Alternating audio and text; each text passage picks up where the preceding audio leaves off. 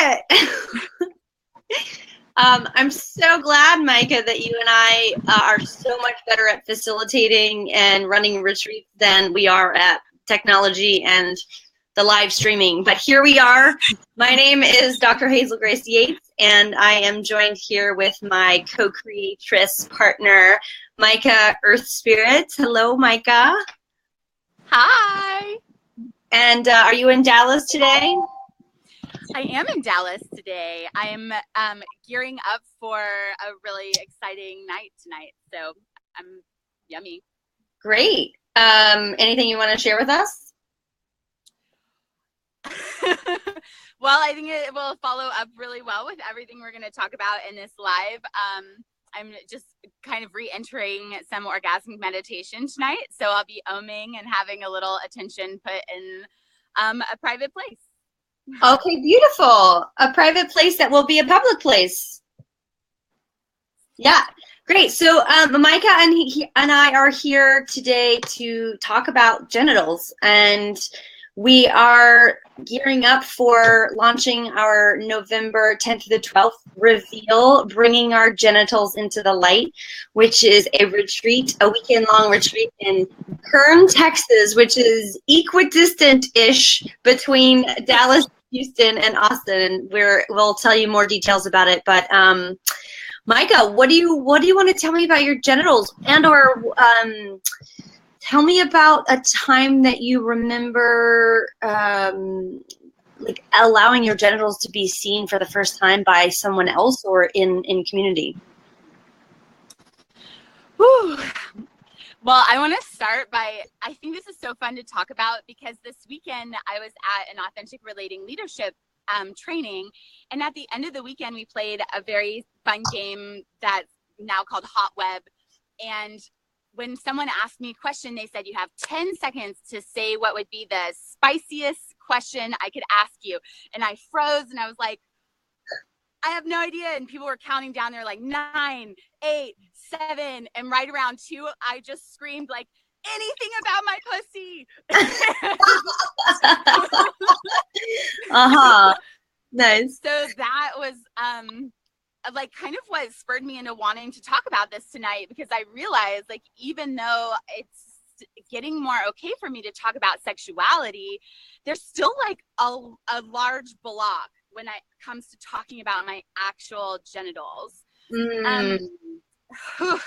So I feel that right now. I feel a little nervous and my heart is speeding. And I want to interject, and this is someone who you have done a lot of work around this already. Yeah, I have. I've been doing a lot of work, and it's still a place that holds a lot of, of my attention and a little bit of scary edge for me. So,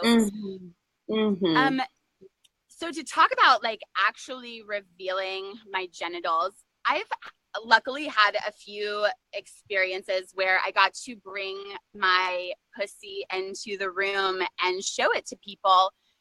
And one, I guess what I would like to talk about is actually the experience of orgasmic meditation, because that was the first time.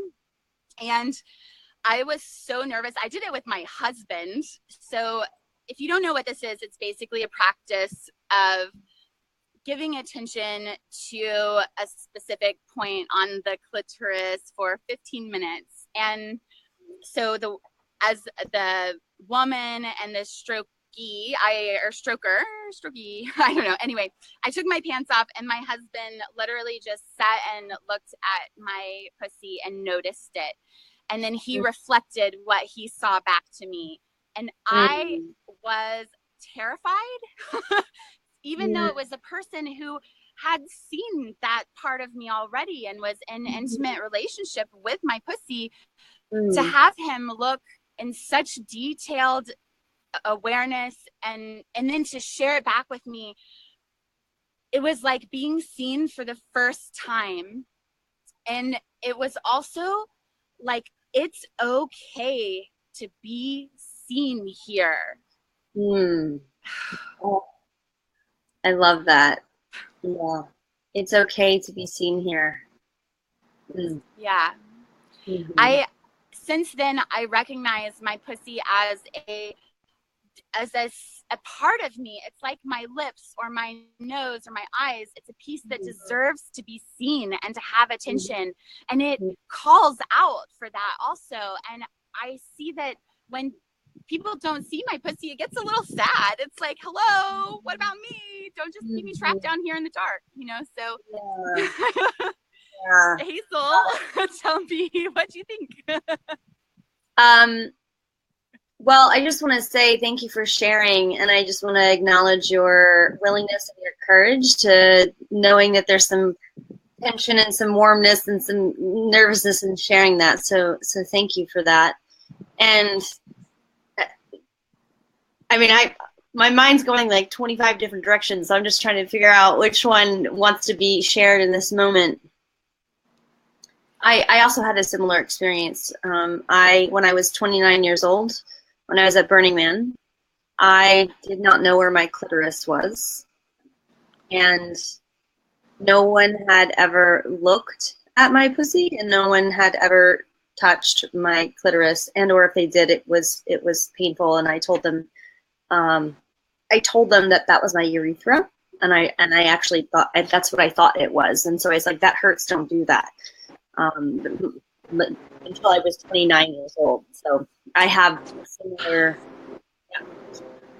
And I'm 36, and I've done a good job of making up for lost time, if you will. But the two things I actually want to share are, one, I was with a new lover recently, and he asked me, what do you want? And I said, I want you to look at my pussy. And there's like so many different reasons I think I want that. I think it's partly I don't want me or them to feel shameful about it, but I actually want us to take our time and like actually look at our bodies. And there's also a way in which I feel adored and honored and respected when anyone really just looks at my pussy with reverence and just curiosity of like, what does your pussy look like? And I mean, the side benefit was, he was like, wow, your pussy is so gorgeous. And that just washes over me. And it took me many years. It took me many, many years of partners telling me what a beautiful pussy I had. And I thought that I believed that they were just saying that to say that and to be nice, until I did quite a bit of mirror work looking at my pussy and watching my pussy as it through self-pleasure practices as it engorged and it changed shape and color, and until I actually got to the point where I see the beauty in my pussy. And so I really like, especially with a new partner, I like that practice. And there's just one other thing that I want to say. So I'm in San Diego right now. Last night I facilitated, and it was a sold out, the Cock and Pussy Project Puja, which we did genital gazing. People had the opportunity to do genital gazing, which was just have your partner, with honor and reverence, with their hand on their heart, gaze upon their partner's genitals.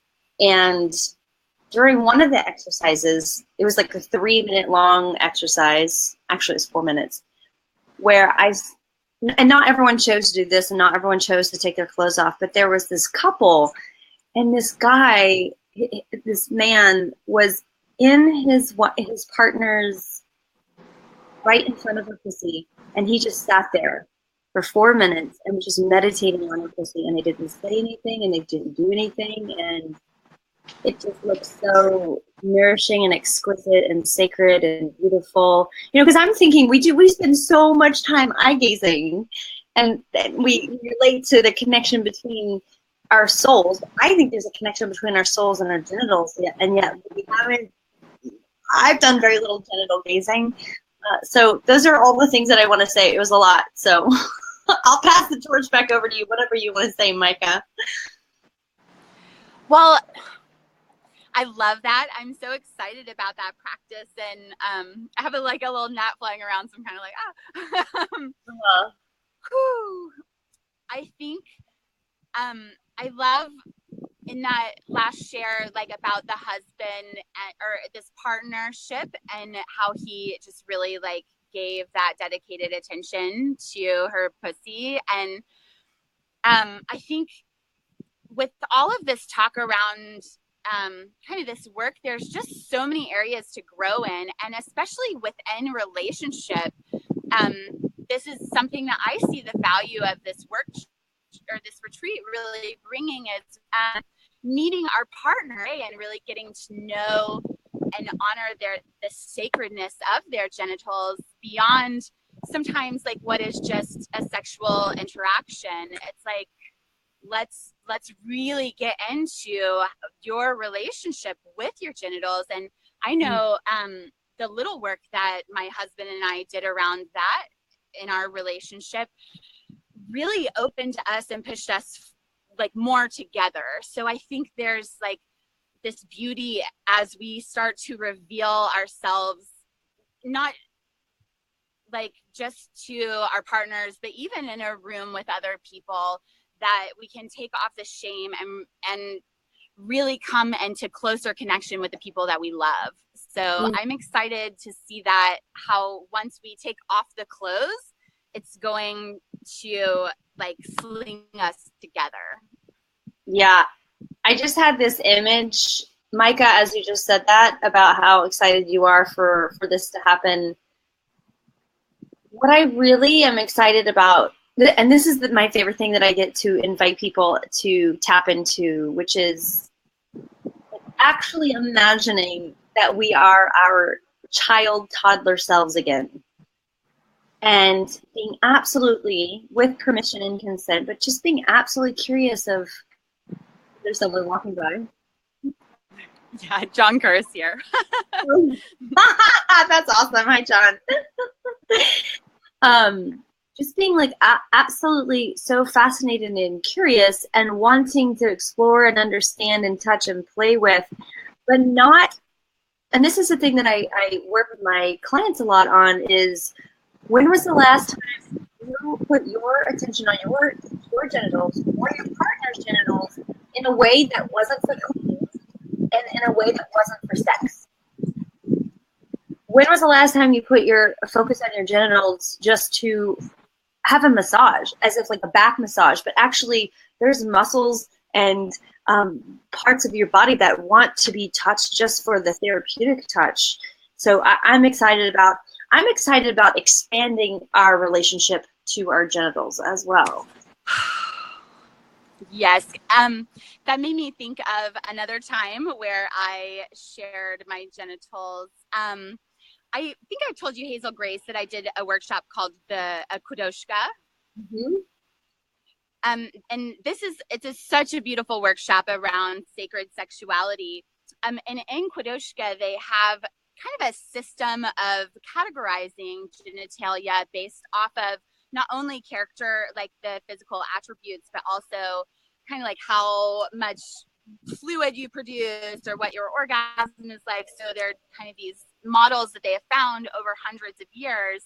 Mm-hmm. And it was so interesting because I had read the book before the workshop and I categorized myself as, I'm going to say, a wolf woman. And I was like, oh, it's so sexy. Wolves are so awesome. And when I got there was one category that I really didn't want to be. I was like, as long as I don't have that pussy, then I'm okay. And in the process of getting to know myself, I realized that was the pussy I had, was the one that I was afraid of and I didn't want. And at first I was terrified. I was like, no, like I'm stuck with this my whole life. And I just, all of like the shame around, specifically, like I have large labia. And so I've always felt like something was wrong with me, like they got stretched out or that it was unnatural. And here I am, the pussy with a large labia. And at one point I was like, this is my pussy. This is how it's always been. And I'm just going to own it. And I started to stretch my labia out and they just went on and on. And then I realized like I have this flower, like this huge, beautiful flower. And I met my pussy in a way I'd never met it before. And what I am is a buffalo woman. And by the end of that day, I was like, I am a buffalo. And it was so beautiful to go into the shame and like feel it and honor it, and then realize like nothing is wrong with my pussy. It's just beautiful the way it is, and to kind of come through that. So I think that feels like what you're talking about, like going in and really getting into it and being like, I have big pussy lips, or, you know, I have a small cock, and that's okay. Like, it is still useful. It's okay. Yeah, totally. So I'm curious, since you were able to claim and celebrate your pussy as a buffalo woman and exactly the way that it is, how has that now shown up in your lovership, partnerships, play partners since then? Well, I think I always had this like terror of like the moment where my partner first saw my pussy, like, oh, I'm okay with my breasts, but like when I take off the underwear and you actually see that, like you might change your mind.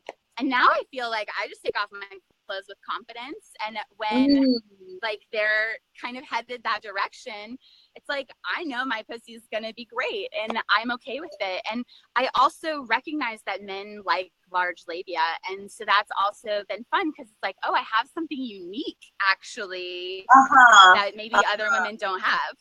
So yeah, totally. I love that.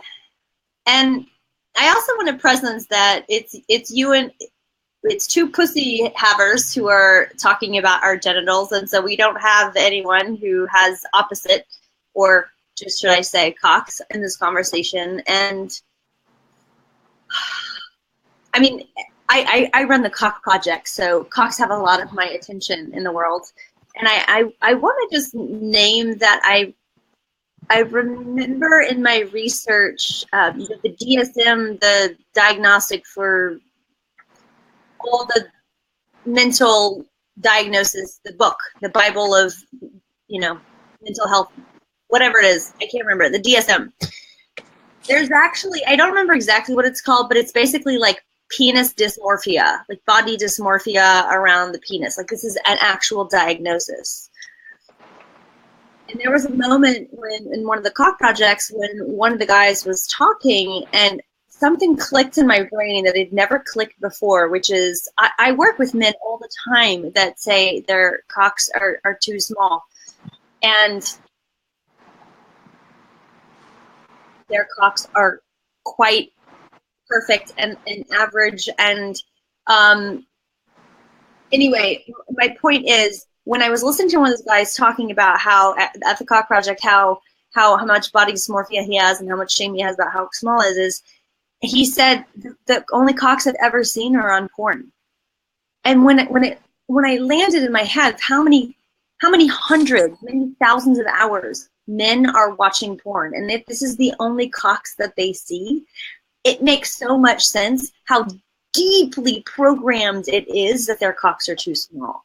And so I had this level like this wave of compassion and connection and understanding, because I still struggle with my body image.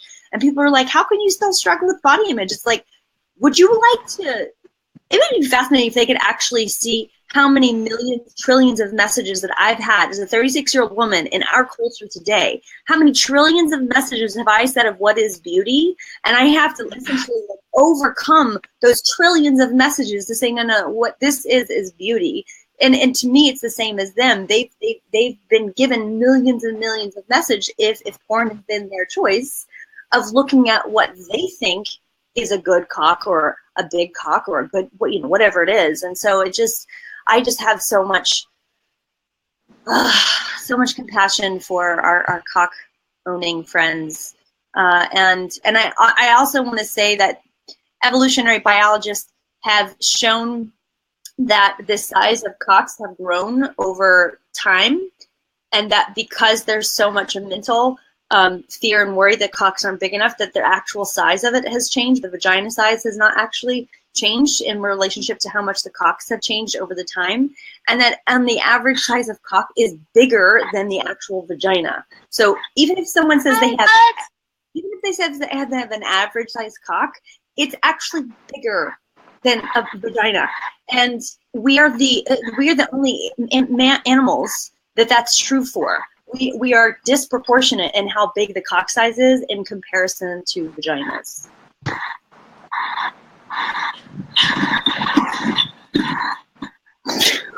I'm a little blown away by that, and I love like the honoring of the cock. And this, I think, something that hit me as you were talking is how men probably have a lot more opportunity for comparison when it comes to their cocks, because they kind of pee more publicly.